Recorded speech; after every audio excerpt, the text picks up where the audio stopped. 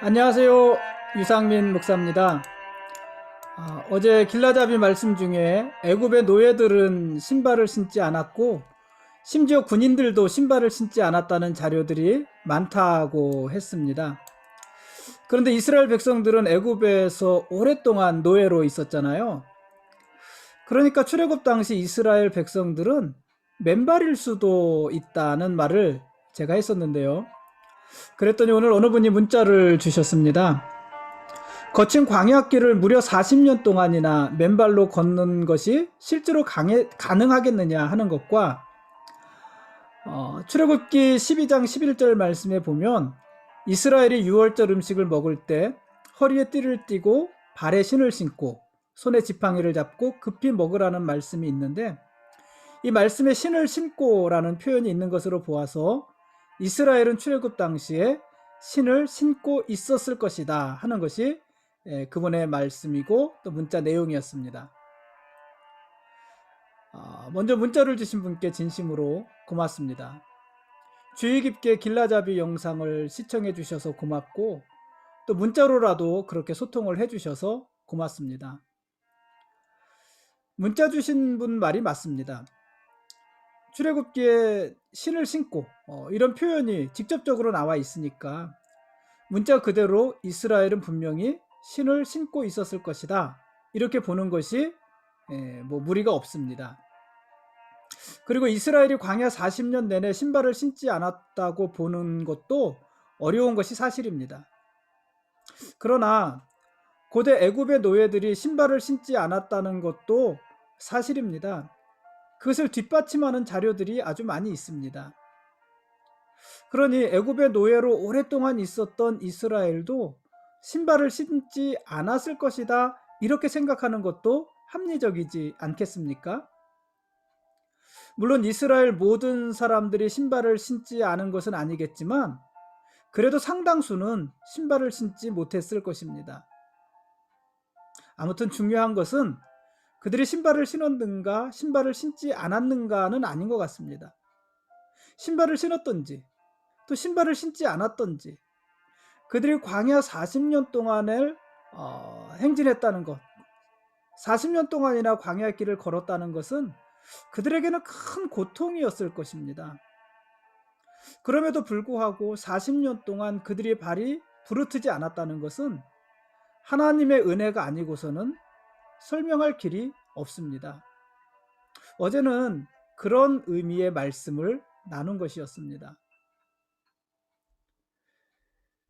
길라잡이 영상을 보거나 또는 성경을 읽으면서 같이 나누고 싶은 말씀이 있으면 언제든지 문의해 주시면 고맙겠습니다. 교회 밴드에 글을 올려주셔도 좋고, 아니면 저에게 문자를 주셔도 좋고, 아니면 다른 방법이 있으면 그 방법을 통해서 저와 같이 교제하고 우리가 같이 교제를 하면은 좋겠습니다. 우리가 그렇게 함께 성경을 읽으면 더 큰 은혜가 있지 않겠습니까? 오늘 말씀 보시겠습니다.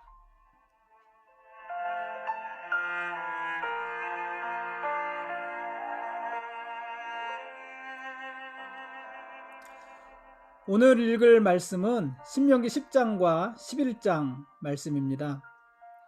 이스라엘이 가나안 땅에 들어가서 해야 할 일은 광야에서 큰 일을 행하신 하나님을 기억하는 것과 하나님을 사랑하며 하나님의 명령을 지키는 것입니다. 지켜 행하는 것입니다. 신명기 11장 2절 이하에서 모세는 이스라엘이 가나안 땅에서 기억해야 될 일들에 대해서 이야기를 합니다.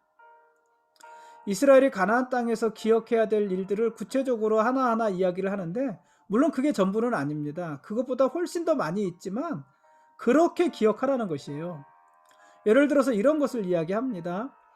여호와의 교훈과 그의 위엄과 그의 강한 손과 펴신 팔과 애굽에서 그 왕 바로와 그 전국에 행하신 이적과 기사와 또 여호와께서 애굽 군대와 그 말과 그 병거에 행하신 일, 곧 이스라엘을 뒤쫓아 올 때에 홍해 물로 그들을 덮어 멸하신 것과 이스라엘이 이곳 지금 모압 평지에 있는데 여기에 올 때까지 광야에서 행하신 일과 땅이 입을 벌려서 르우벤 자손 엘리압의 아들 다단과 아비람, 모세의 권위에 대적했던 사람들이죠.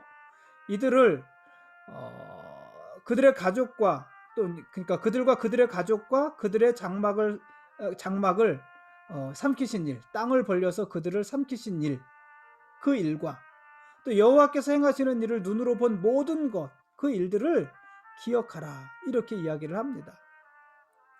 이스라엘은 가나안 땅에 들어가서도 이 모든 일을 기억하라는 것입니다. 그러면서 여호와께서 명령하신 모든 것을 또한 지켜 행해야 된다, 이렇게 이야기를 합니다. 그게 이스라엘이 가나안에서 해야 될 일입니다. 그러면 이스라엘은 강성할 것이고 가나안 땅에 들어가서 그곳을 모두 차지하게 될 것이고 젖과 꿀이 흐르는 그 땅에서 장구하게 살아갈 것이다, 이렇게 이야기를 합니다.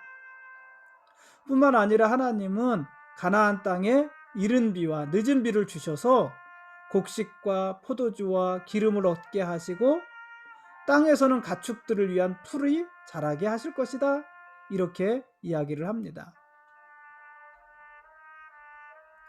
가나안 땅은 비옥한 애굽 땅과는 다릅니다. 사실 가나안 땅이 젖과 꿀이 흐르는 땅이라고 표현을 했기 때문에 가나안 땅이 훨씬 더 좋은 땅, 비옥한 땅, 이렇게 생각할 수 있는데 사실 땅으로 따지면은 애굽 땅이 훨씬 좋지요. 비옥한 땅이지요. 그래서 가나안 땅이 젖과 꿀이 흐르는 땅이라는 의미는 그 땅이 좋은 땅이라는 의미보다는, 물론 좋은 땅이죠. 그러나 그 의미보다는 다른 의미가 있습니다. 어쨌든 이 가나안 땅은 비옥한 애굽 땅과는 다릅니다.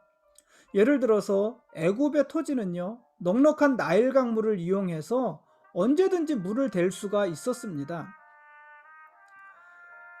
신명기 11장 10절의 표현대로 애굽에서는 씨를 파종한 후에 언제든지 발로 물을 댈 수가 있었습니다. 그런 기구들이 있었습니다. 그런데 가나안 땅은 산과 산 사이의 골짜기가 비를 흡수하는 땅입니다. 물이 고이는 땅이 아니라 흡수하는 땅입니다.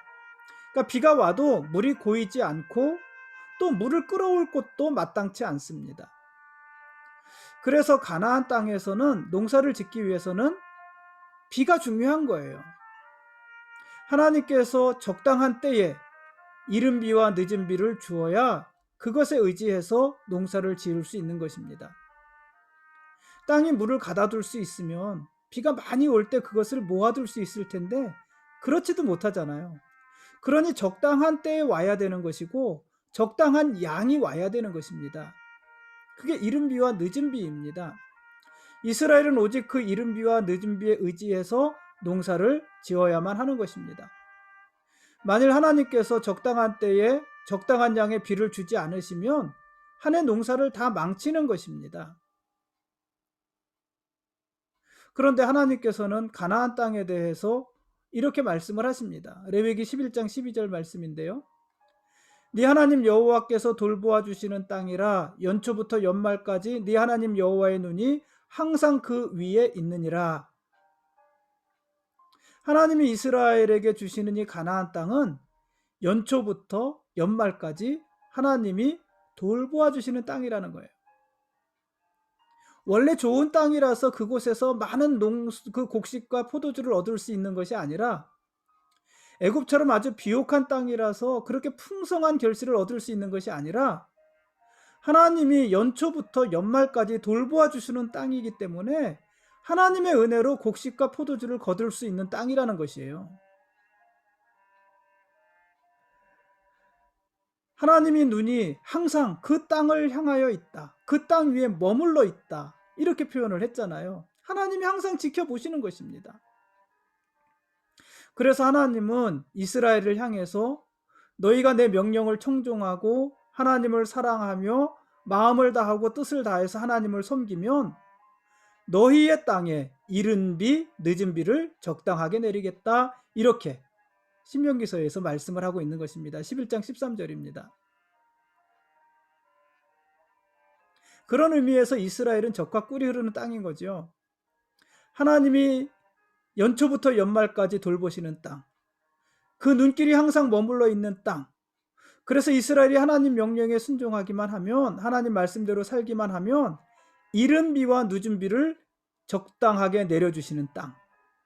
달리 말하면 하나님께서 모든 것을 키우고 자라게 하시는 땅, 그런 땅이라는 거예요.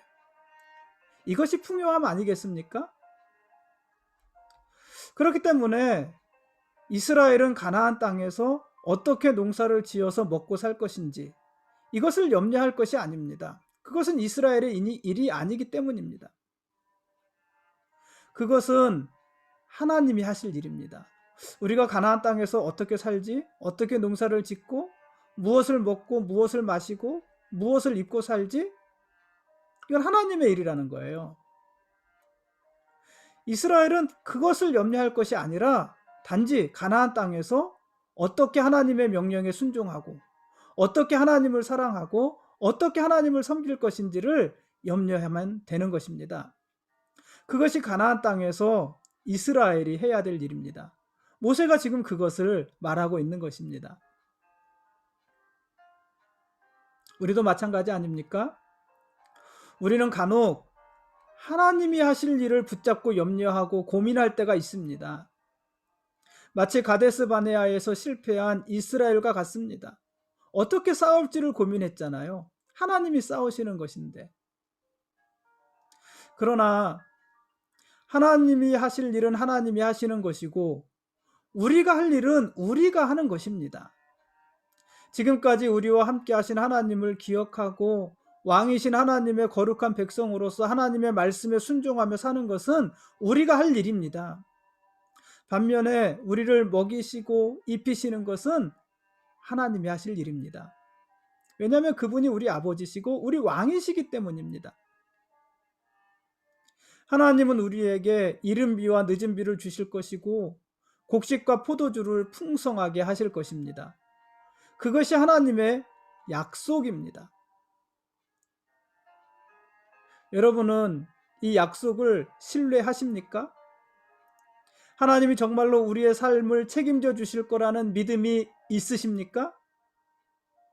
그렇다면 하나님이 하실 일에 대해서 염려하지 마시고 여러분의 일을 하십시오. 하나님을 신뢰하십시오. 그리고 하나님의 말씀에 따라 순종하는 삶을 사십시오. 그게 우리의 일입니다. 우리가 고민하면서 해야 될 우리의 일입니다.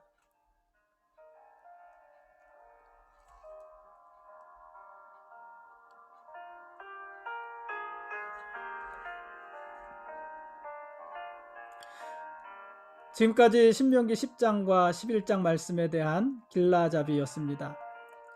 내일 읽을 말씀은 신명기 12장부터 14장까지 말씀입니다.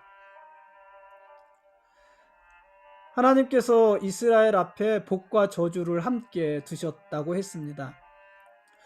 만일 이스라엘이 하나님의 명령을 지켜서 행하면 복을 받을 것입니다. 그러나 이스라엘이 하나님의 명령을 듣지 않고 다른 신을 따르면 저주를 받게 될 것입니다. 이 복과 저주는요, 성경에만 나오는 말이 아니라 그 당시 강한 나라와 약한 나라가 조약을 맺을 때 반드시 들어가는 내용입니다. 그러니까 강한 나라가 약한 나라를 향해서 복을 줄 수도 있고 저주를 줄 수도 있는 거예요. 그들을 보살펴 줄 수도 있고 그들을 멸망시킬 수도 있는 거예요. 뭐에 따라서요? 그들이 하는 거에 따라서. 나중에 이스라엘이 바벨론에게 멸망할 때를 보면 그렇잖아요.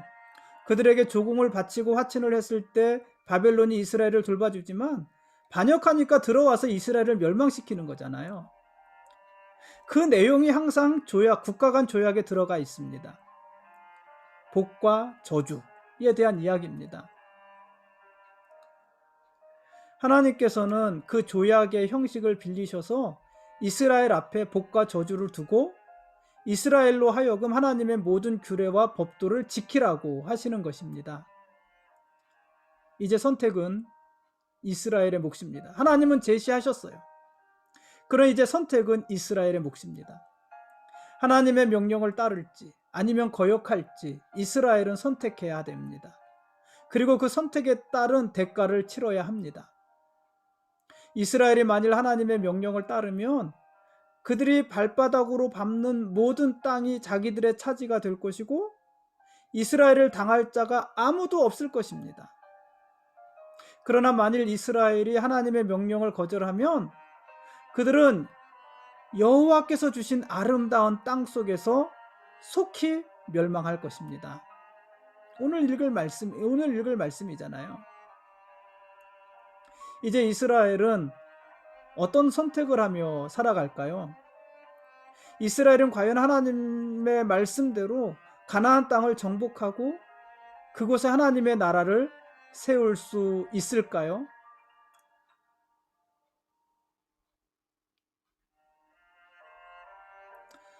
하나님이 이스라엘의 왕이시고 우리의 왕이십니다. 그리고 우리는 그분의 거룩한 백성들입니다.